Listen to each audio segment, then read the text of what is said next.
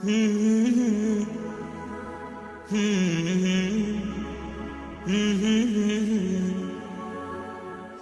la la, la la la la, la la la la, la la la. طعم الدنيا اتغير، فرحة قلبي بتكبر، وبطلتك بتغير، ما أحلك يا رمضان. Assalamualaikum warahmatullahi wabarakatuh.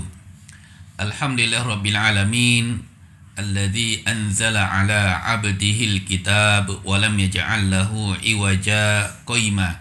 Asyhadu an la ilaha illallah wahdahu la syarikalah wa asyhadu anna Muhammadan 'abduhu wa rasul. Allahumma shalli ala Muhammad wa ali Muhammad. Pada kesempatan ini kita akan membahas mahwaddin, apa itu agama. Boleh jadi kita ini sudah lama beragama tetapi kita tidak paham agama. Maka salah satu dosa yang terbesar seorang muslim setelah syirik adalah kebodohan orang itu terhadap agamanya.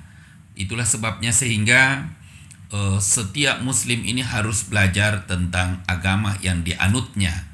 Jangan sampai kita tidak beragama tetapi kita tidak pernah belajar agama dan kita tidak tahu agama. Dalam beragama ada 3 bahkan ada 4 rukun agama yang harus kita pahami baik-baik. Dan inilah yang akan kita uraikan selanjutnya. Kapan seseorang itu disebut beragama atau bahasa Arabnya mutadayyin? Dan apa itu agama? Agama itu pada prinsipnya adalah kepatuhan, kepasrahan. Artinya kita harus patuh kepada Tuhan, kepada Allah. Harus kita pasrah terhadap perintah dan larangan Allah Subhanahu wa ta'ala. Nah, ketika kita sudah memasrahkan diri kita patuh terhadap aturan Allah, maka kita sudah masuk dalam lingkaran al-mutadayyin, orang yang beragama. Kemudian orang yang beragama baru disebut dia beragama ketika di dalam dirinya itu ada 3 unsur atau 4 unsur yang disebut dengan arkanuddin, rukun agama. Rukun agama yang pertama yang kita sepakati adalah al-iman, iman. Yang kedua al-islam. Yang ketiga al-ihsan atau al-akhlak.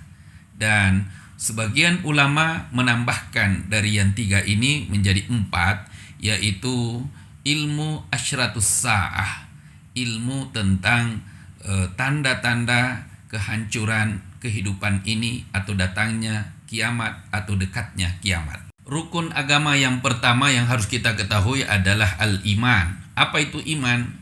Iman bisa kita artikan berarti amanah. Iman bisa berarti percaya. Iman bisa berarti aman. Iman berarti tanggung jawab. Ada tanggung jawab, ada rasa mahabbah, ada rasa khauf di dalamnya. Itulah iman. Nah, iman ini itu tersembunyi, tidak tampak, seperti akar pohon. Maka di dalam surat Ibrahim, Allah Subhanahu wa ta'ala mengingatkan kepada kita, daraballahu mathala. Allah membuat perumpamaan, kalimatan thayyibah kasyajaratin thayyibah. Iman itu seperti pohon yang lebat, pohon yang tumbuh subur. Apa? Far'uha fis sama, dahannya menjulang ke langit, kemudian akarnya menghujam ke bumi, dan batangnya itu sehat. Itulah iman. Maka siapapun orang yang mengaku dirinya beriman itu harus seperti pohon yang besar. Pohon yang besar ini luar biasa kalau kita urai. Kenapa? Karena akarnya mantap menghujam ke bumi, kemudian batangnya itu sampai ke dahannya juga subur dan mengeluarkan buah-buahan, dan siapapun yang lewat di bawahnya dia bisa berteduh, bisa nikmat duduk istirahat di tempat itu. Artinya orang yang beriman itu bisa ditempati berteduh, aman, tidak merasa takut. Kalau kita beriman kepada Allah lalu orang itu tidak mau mendekat kepada kita karena kita tampakkan Islam ini adalah ekstrim, Islam ini adalah radikal, Islam ini adalah tidak jauh dari kasih sayang, berarti ada sesuatu yang keliru di dalam keimanan kita kepada Allah Subhanahu wa taala. Iman yang baik itu akan mengeluarkan batang yang baik, yang kokoh, dan buah yang segar.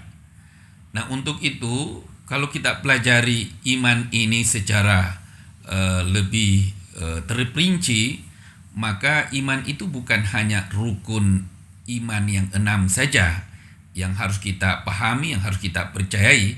Kenapa? Karena ada hadis Rasulullah SAW yang mengatakan bahwa sesungguhnya al-iman bid'un, sesungguhnya iman itu memiliki cabang. Cabangnya ada 70, bahkan ada juga mengatakan dalam satu riwayat ada 60. Jadi antara 60 sampai 70 itu cabang iman.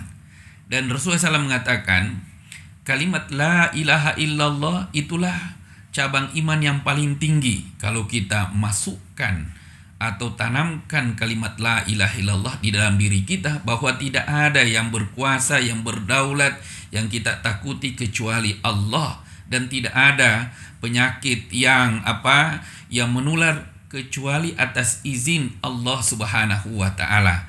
Nah, selain itu kata Rasulullah SAW bahwa kalimat la ilaha illallah ini adalah puncak iman itu, an-nazafa, kebersihan pun itu adalah bagian pancaran iman.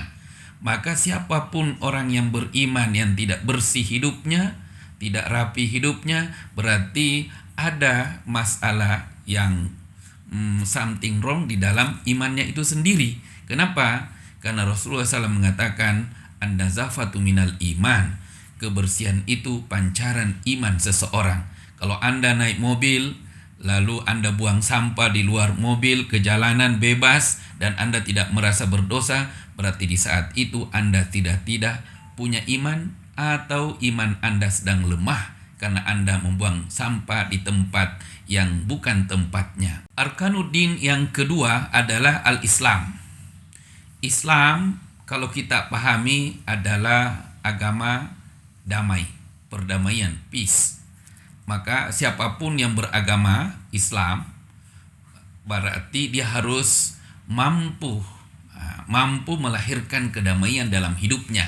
Makanya Rasulullah SAW mengatakan la yu'minu ahadukum, orang itu tidak disebut dia beriman sebelum tangan dan mulutnya itu bisa atau tidak mengganggu orang lain, atau orang lain aman dari tangan dan mulutnya.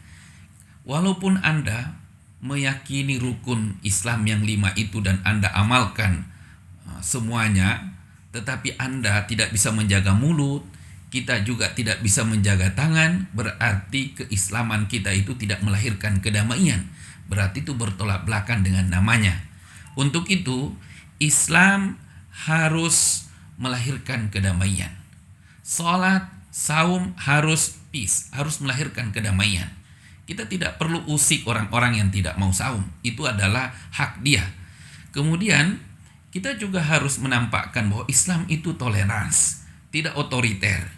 Juga harus kita tampakkan bahwa Islam itu tidak mudah mengkafirkan, tidak mudah menyesatkan, tapi dia mengedepankan dakwah. Kenapa? Karena Rasul diutus oleh Allah, wa ma arsalnaka illa rahmatan lil alamin. Saya utus engkau Muhammad untuk jadi rahmat, bukan untuk menakut-nakuti orang, tapi untuk mengajak, bukan untuk masukkan ke neraka, tapi untuk menyelamatkan ke dalam neraka, bukan untuk menyesatkan, tapi tuntun orang yang sesat itu ke jalan yang damai. Mudah-mudahan dengan memahami arkanuddin yang kedua ini, di bulan suci Ramadan kita tampil menjadi manusia-manusia yang menebarkan rahmatan lil alamin dan kedamaian. Rukun agama yang ketiga adalah ihsan atau akhlak mulia, adab. Iman harus melahirkan ihsan atau akhlak mulia. Semakin bagus iman seseorang, itu harus makin bagus juga akhlaknya, adabnya, baik kepada keluarganya, diri sendiri, dan kepada sesama. Kemudian Islam, semakin bagus Islam seseorang pun, harus juga melahirkan adab yang indah, akhlak yang mulia. Kenapa? Karena pohon yang baik itu pasti mengeluarkan buah yang segar. Kalau Anda seorang muslim, Anda seorang mukmin lalu tidak mengeluarkan pohon yang segar, berarti ada yang salah di akarnya atau di batangnya. Nah, untuk itu kata Rasulullah SAW ketika ditanya, mal ihsan, apa itu ihsan ya Rasul? Al ihsan an ta'budallah ka'annaka tarah. Hendaklah engkau menyembah Allah seolah-olah engkau melihat Dia. Kalau engkau tidak mampu melihat Dia, yakin apapun yang kita lakukan pasti dilihat oleh Allah Subhanahu wa taala. Maka kalau kita yakini ini, kita akan berusaha untuk memperbaiki diri, mawas diri, jaga diri, dan memperbaiki akhlak dan adab. Nah, yang terakhir, rukun agama yang belum umum ini adalah ilmu asyratus sa'ah. Nah, ilmu tentang kehancuran, tanda-tanda datangnya dekatnya kiamat. Apa? Salah satu tanda-tanda kehancuran kehidupan kita ini atau dekatnya kiamat itu ketika orang ini sudah hidup hedonisme.